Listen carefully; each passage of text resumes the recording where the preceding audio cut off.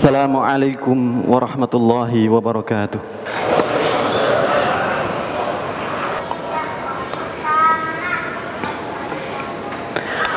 Alhamdulillahi nahmaduhu wa nasta'inuhu wa nastaghfiruhu wa nastahdihi wa natubu ilaih.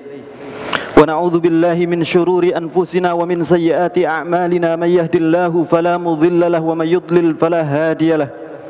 Asyhadu an la ilaha illallah wahdahu la syarika lah. Wa asyhadu anna Muhammadan abduhu wa rasuluhu wa safiyyuhu min khalqihi arsalahu bil haqqi basyiran wa nadhira wa da'iyan ila Allah bi idnihi wa sirajan munira. Ballagha ar-risalah wa adda al-amanah wa nasaha al-ummah wa jahada fillahi haqqa jihadih. Tarakana fi mahajjatin bayda lailuha kanahariha la yazigu anha illa halik. Allahumma fasalli wa sallim wa barik ala nabiyyina wa habibina Muhammadin wa ala alihi wa sahbihi ajma'in wa man tabi'ahum bi ihsanin ila yaumiddin wa anna alaina ma'ahum bimannika wa fadlika ya arhamar rahimin. Ibadallah, usikum wa iyaya nafsi bitaqwallahi faqad fazal muttaqun. Haitsu qala azza min qailin a'udzu billahi minasy syaithanir rajim. Bismillahirrahmanirrahim. Ya ayyuhalladzina amanu taqullaha haqqa tuqatih wa la tamutunna illa wa antum muslimun. Sidang jamaah Jumat yang dirahmati oleh Allah Ta'ala, setelah melayangkan pujian kepada Rabbus samawati wal ard, kepada Allah Azza wa Jal, dengan segala kesempurnaan zat maupun sifat yang dimiliki oleh Allah Azza wa Jal, sehingga dari sifat Allah Azza wa Jal hari ini kita bisa berkumpul bersama dalam menunaikan kewajiban kita sebagai seorang muslim. Salawat serta salam kita ucapkan senantiasa kepada baginda Rasulullah sallallahu alaihi wasallam. Dengan petunjuknya hari ini kita bisa merasakan kenikmatan di dalam mengabdi kepada Allah Azza wa Jal. Saudaraku yang dirahmati oleh Allah Ta'ala, khatib berwasiat kepada diri khatib pribadi dan para jamaah sekalian agar bertakwa kepada Allah Ta'ala dengan sebenar-benar takwa, dan jangan sekali-kali meninggal dunia kecuali dalam keadaan Islam. Di dalam riwayat Imam Ahmad, Nabi sallallahu alaihi wasallam pernah bersabda, as-sawmu wal qur'anu yashfa'ani yawmal qiyamah. Yaqulu as-sawm ay Rabb, mana'tuhu at-ta'ama wasyahawati bin nahar fasyafi'ni fih. Wa yaqulu al-Qur'an ay Rabb, ashartuhu bil lail fasyafi'ni fih fayusyaffa'an.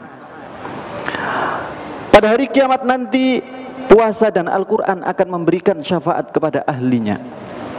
Maka saum, puasa akan berhujjah di hadapan Allah Ta'ala. Ya Rabb, sesungguhnya aku telah menahan dirinya dari makan dan syahwat di waktu siangnya, maka izinkan aku untuk memberikan syafaat kepadanya. Sementara Al-Quran mengatakan, ya Rabb, sesungguhnya aku telah membuat malamnya tidak tidur, maka izinkan aku untuk memberikan syafaat kepadanya. Fayusyaffa'an, maka kedua-duanya diizinkan oleh Allah Ta'ala untuk memberikan syafaat.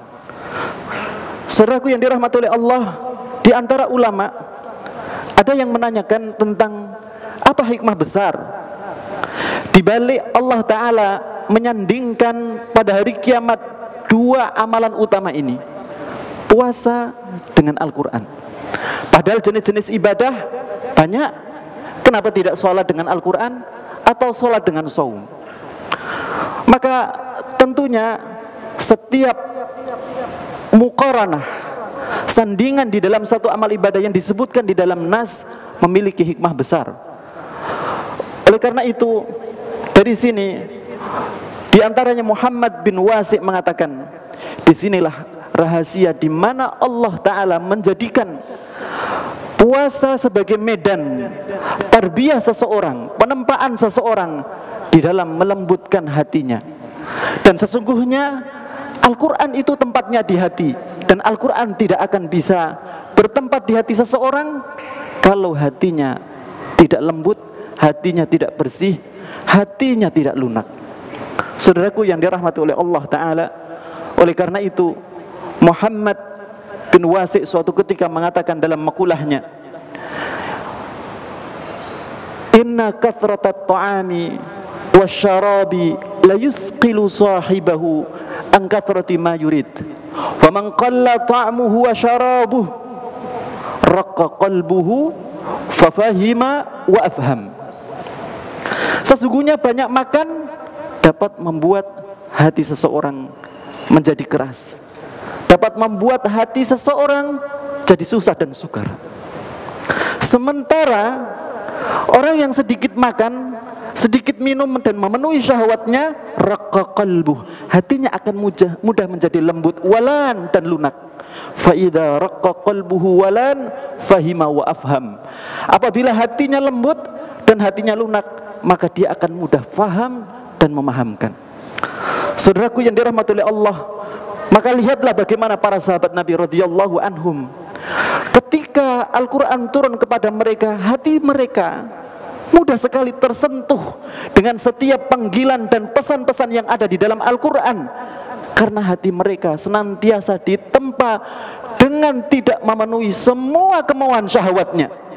Oleh karena itu Rasulullah SAW mengajarkan di selain bulan Ramadan, ima kita berpuasa Senin Kamis.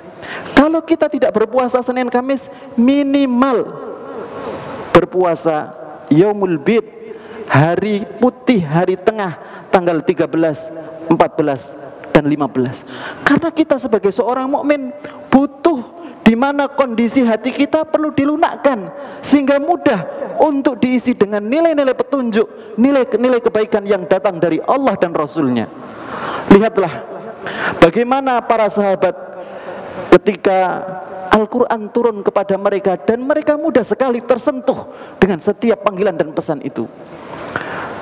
Ketika turun firman Allah Ta'ala di dalam surah Ali Imran, di mana Allah Ta'ala berfirman, a'udzu billahi minasyaitonir rajim, lan tanalul birra hatta tunfiqu mimma tuhibbun wa ma tunfiqu min syai'in fa innallaha bihi alim. Kalian tidak akan mendapatkan kebaikan yang besar sampai kalian memberikan apa yang kalian sukai, apa yang kalian cintai untuk berinfak di jalan Allah Ta'ala. Wa ma tunfiqu min syai'in fa innallaha bihi alim. Tidak ada sedikit pun yang kalian infakkan kecuali Allah Maha mengetahui. Ketika ayat ini turun, seorang sahabat Abu Talhah radhiyallahu anhu datang menghadap kepada Rasulullah sallallahu alaihi wasallam. Wahai Rasul, sesungguhnya ayat ini turun kepada kami dan berat buatku mengenai makna dalam ayat ini, karena sesungguhnya aku masih memiliki harta-harta yang aku sukai. Ketahuilah wahai Rasulullah sallallahu alaihi wasallam, sesungguhnya aku memiliki kebun yang strategis, tempatnya ada di dekat Masjid Nabawi. Di kebun tersebut ada sumur. Rasulullah SAW dan kaum muslimin suka menekuk dari sumur tersebut yang disebut dengan biruha atau bi'ruha. Saking segarnya dan tawarnya, banyak orang-orang yang mengambil air dari sumur tersebut. Maka kata Abu Talhah, setelah turun ayat ini wahai Rasulullah SAW, aku tidak merasa nyaman sampai engkau bagikan kebunku beserta sumur ini sesuai dengan ridha Allah dan Rasulnya. Dalam riwayat lain disebutkan, ketika turun firman Allah Ta'ala, a'udzu billahi minasyaitonir rajim, walladzina yaknizuna adh-dhahaba wal fiddah wa la yunfiqunaha fi sabilillah fabashshirhum bi'adzabin alim. Orang-orang yang menyimpan perak dan emas, menyimpan emas dan perak, wa la yunfiqunaha fi sabilillah, dan mereka tidak menginfakkan di jalan Allah, fabashshirhum, berikan kabar kepada mereka, bi'adzabin alim, dengan azab yang pedih. Beberapa sahabat datang kepada Rasulullah SAW merasa ayat ini itu bersinggungan dengan mereka. Di antaranya Umar bin Khattab radhiyallahu anhu. Wahai Rasul sallallahu alaihi wasallam, sesungguhnya kami ini adalah orang yang memiliki simpanan harta guna untuk bekal kami di kehidupan berikutnya. Kita punya tabungan untuk kepentingan keperluan-keperluan di hari berikut. Ini yang diadukan oleh sahabat. Maka ketika ayat ini turun, sementara kami punya simpanan, kami takut ancaman yang ada pada ayat itu masuk pada kami. Maka kemudian Rasulullah SAW memberitahukan bahwa yang dimaksud ayat tersebut adalah zakat dari harta-harta yang sudah mencapai nisabnya dan sudah berjalan selama 1 haul. Maka kemudian Rasulullah SAW mengatakan kepada mereka, ala adullukum bi khairi ma taknizun, maukah aku tunjukkan kepada kalian sesuatu yang paling bagus untuk kalian simpan, simpanan yang terbaik, tabungan yang terbaik. Maka para sahabat mengatakan, bala, tentu wahai Rasulullah SAW. Maka Rasulullah SAW menyebutkan simpanan yang lebih baik dari apa yang mereka simpan. Beliau katakan, lisanun dzakir wa qalbun syakir wa imra'atun shalihatun tu'inuhu ala dinih. Lisan yang berzikir kepada Allah, hati yang bersyukur kepada Allah, dan istri yang solehah yang menolongnya, mendukungnya, membantunya, menyokongnya di dalam agama Allah Azza wa Jalla.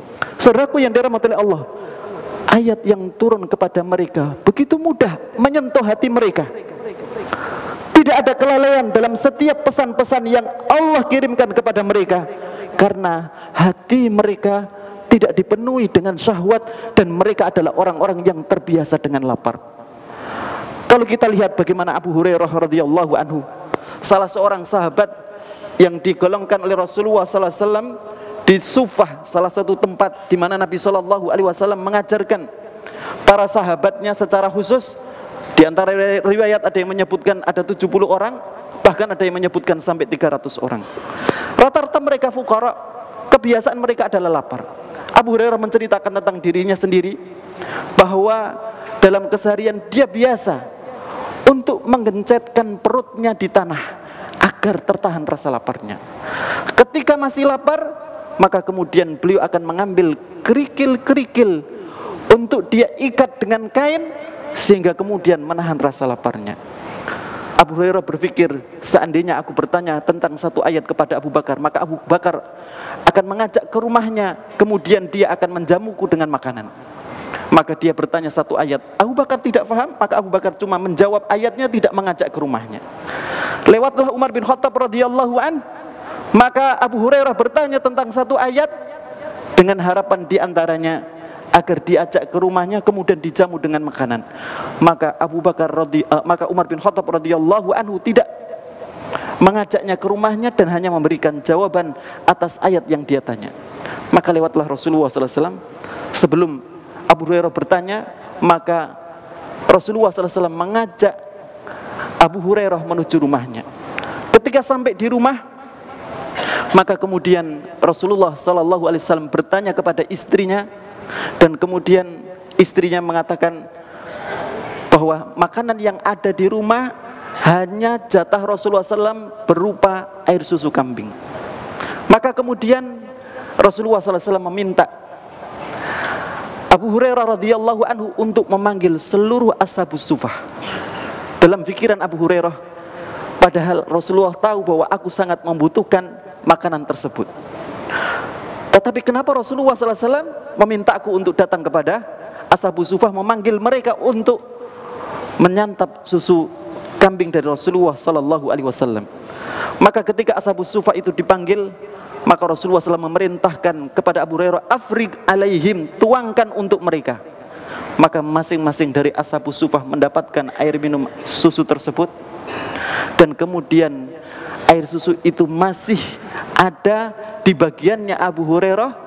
Setelah Abu Hurairah minum dari bekas dari sisa tersebut, maka kemudian dalam riwayat disebutkan wama syariba Rasulullah sallam illa min fadli Abi Hurairah, dan Rasulullah sallallahu tidak minum kecuali dari bekasnya Abu Hurairah radhiyallahu an. Inilah orang yang terbiasa dengan lapar, orang yang terbiasa dengan menghindari semua kemauan-kemauan syahwat untuk dipenuhi, sehingga kemudian hati mereka menjadi lunak dan mudah diisi dengan Al-Quran. Utsman bin Affan, beliau yang kekayaannya luar biasa, beliau infakkan 200 ekor unta yang pulang dengan seluruh muatannya, dan kemudian Utsman bin Affan tidak mengambil kecuali dengan kadar 1 ekor keledai. Yang hari ini kalau kita ukur 1 ekor keledai itu seperti apa? seperti sepeda motor.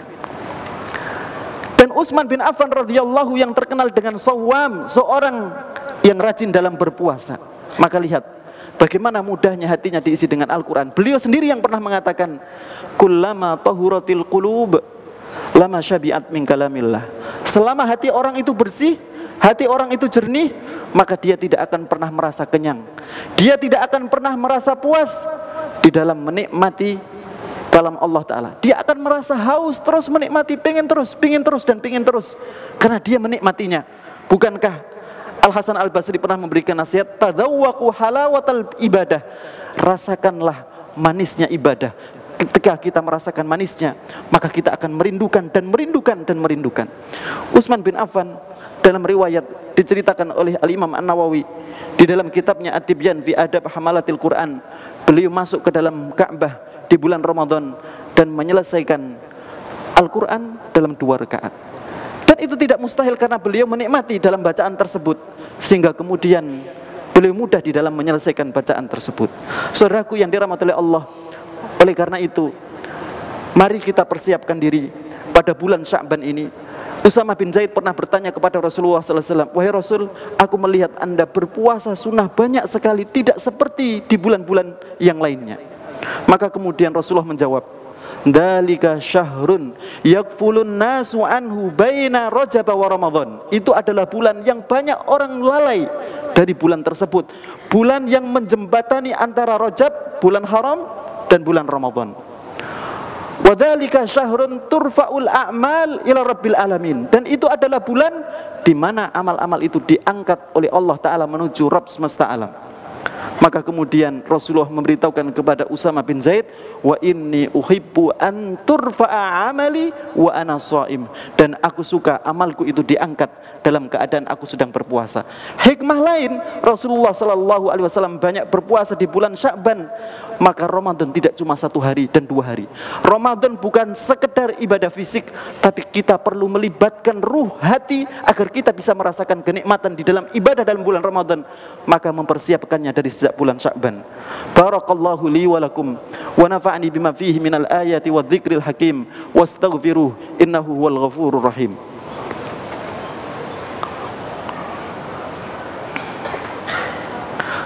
Alhamdulillahilladzi hadana li hadza wa ma kunna linahtadiya laula an hadana Allah. Laqad ja'at rusulu rabbina bil haqq wa nudu an tilkumul jannah urithumuha bima kuntum ta'malun. Asyhadu an la ilaha illallah wahdah la syarika lah wa asyhadu anna Muhammadan abduhu wa rasuluh. Allahumma salli wa sallim wa barik ala nabiyyina wa habibina Muhammadin wa ala alihi wa sahbihi ajma'in wa man tabi'ahum bi ihsanin ila yaumiddin wa anna alaina ma'ahum bimannika wa fadlika ya arhamar rahimin. Ibadallah, usikum wa iyaya nafsi bitaqwallahi faqad fazal muttaqun. Sidang jamaah Jumat yang dirahmati oleh Allah, khatib berwasiat di khutbah yang kedua agar kita senantiasa bertakwa kepada Allah, terutama di bulan Sya'ban ini sebagai jembatan menuju bulan Ramadan.